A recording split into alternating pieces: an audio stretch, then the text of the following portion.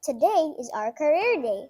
Karamihan sa mga classmates ko, pinili nilang career ang maging nurse, doctor, engineer, artist, mayor, at basketball player.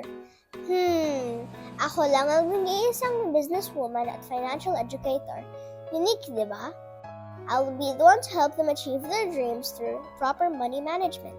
I will be the one to teach them how to properly manage and invest their money when they are able to achieve their careers. Nung tinanong ako ng mami ko kung ano gusto ko maging paglaki ko, sinabi ko agad maging businesswoman at maging financial educator. Why? I want the business of a financial educator like my parents.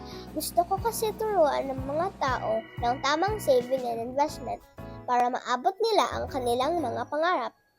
Noong bata pa lang kasi ako, na-expose na ako sa ginagawa nila sa IMG. IMG baby nga ang tawag nila sa akin. Lagi nila akong sinasama sa Makati Financial Center at naging playground ko ang IMG.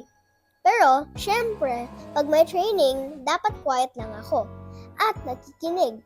Kahit noong pandemic, uma-attend ako sa Zoom training ng daddy ko. Tara, sama ka at maging bahagi ng mission namin na maabot ang 30 million financially educated families by 2030. Thank you, Mommy and Daddy. Thank you, IMG. Excited na ako maging future CEO. Because of you, my future is bright in IMG. And IMG!